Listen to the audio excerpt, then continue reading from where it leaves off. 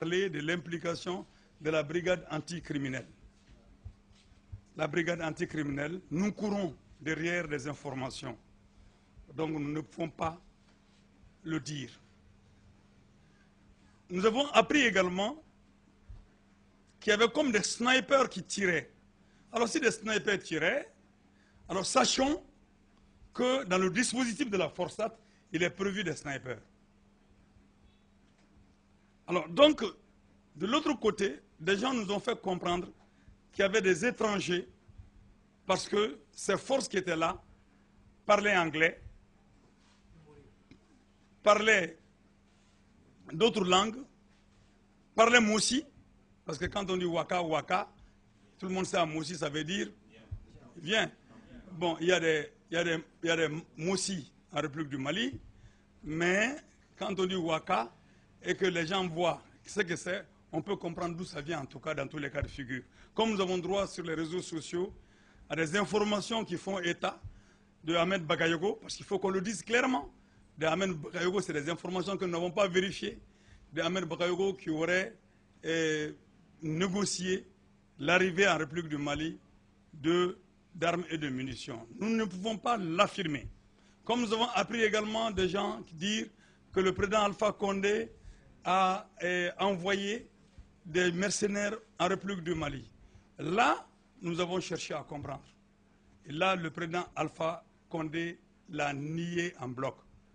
Là également, nous avons lancé des informations au niveau des gens que nous connaissons au niveau de la douane à Kourémalé, au niveau des transitaires.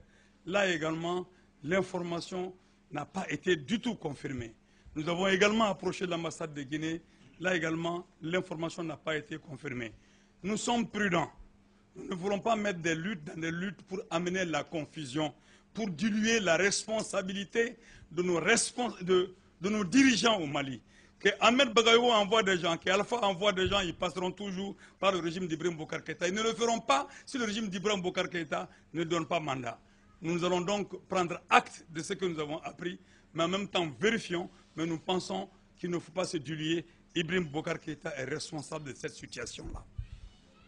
Pas de confusion possible. Maintenant, chez nous, au niveau du MD, ce qui a été dit, c'est-à-dire que nous continuons le combat jusqu'à la démission d'Ibrahim Boubacar Keïta, ça a été dit au M5. Je vous dis ici solennellement que cela engage le MDP. Il n'y a pas question pour nous de faire quelques attitudes sectaires ou fractionnelles dans cette lutte-là. Cette lutte, nous allons la mener jusqu'au bout et vous avez compris que nous sommes ensemble au M5. Comme ils l'ont dit pour le départ d'Ibrahim Boubacar Keïta, mais le MDP veut encore approfondir ce combat en invitant toutes les associations crédibles, tous les syndicats crédibles à rejoindre ces rangs pour que le combat aille au-delà du simple départ de M. Ibrahim Boubacar Keïta, pour inscrire un Mali nouveau, une ère nouvelle, une orientation nouvelle de notre pays, dans laquelle orientation le dirigeant va respecter le citoyen. Le dirigeant va respecter religieusement le citoyen. Et le dirigeant va faire preuve de compétence pour que ce pays puisse s'en sortir. C'est ça ce que le mouvement démocratique et populaire a au-delà des limites de la simple revendication du père Ibrahim Boubacar Keïta, qui nous préoccupe, qui est un pas à franchir. Nous ne cesserons jamais de le répéter parce que c'est extrêmement incontournable. C'est devenu incontournable. Alors donc, les combats continuent. Nous allons continuer à parler à nos éléments, à nous, pour qu'ils posent des actes pacifiques. Mais nous ne pouvons pas parler aux éléments de l'État, infiltrés pour nous défigurer et poser des actes de vandalisme. Le vandale, c'est Ibrahim Boubacar Keïta et son régime. C'est eux les vandales. Ce n'est pas le mouvement du 5 juin. Donc chacun n'a qu'à tirer ses enseignements et c'est les rapports de force qui vont nous déterminer. Et nous lançons donc l'appel à tous les porteurs d'uniformes. Je répète pratiquement les propos de Abdoulaye Coulibaly, le chef d'état-major général des armées, qui a dit qu'à la manifestation, dans un document, les militaires peuvent participer, mais en tenue civile. et il a dit que les piquets doivent être respectés, Alors nous aussi nous disons, après Ablaye Coulibaly, respectez, chers militaires, les piquets, et sachez que la tenue, vous avez à la mettre dehors, et chez vous, et venez grossir les rangs des manifestants, parce que chaque secteur a besoin aujourd'hui que le Mali change, que la gestion actuelle du Mali change. Et aucune communauté internationale ne le fera à notre place. Pas plus que les donneurs de leçons sur les questions constitutionnelles.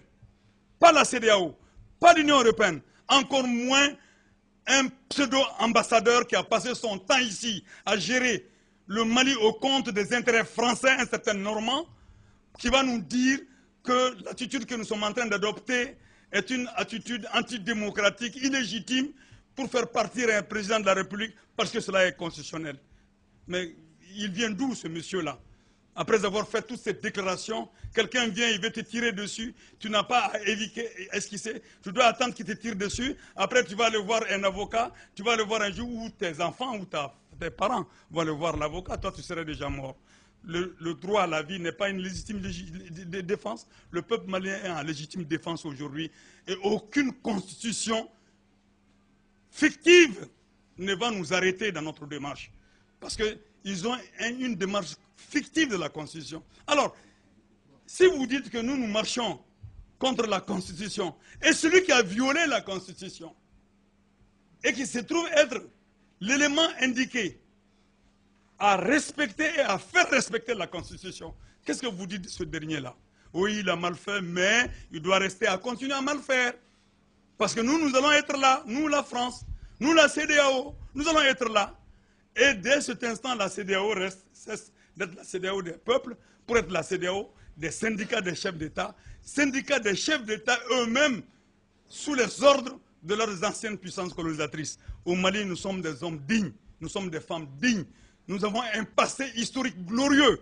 Et ce passé historique glorieux, nous ne dormons pas là-dessus. Ce passé historique glorieux, nous nous en servons pour montrer que nous venons bel et bien de ces femmes et de ces hommes qui ont donné leur empreinte à cette nation-là pour montrer à la face du monde qu'ils n'ont pas laissé que des pacotis derrière. Ils ont laissé des enfants dignes qui vont continuer, s'appuyer sur ce qu'ils ont fait et continuer à aller de l'avance. C'est ça notre vision.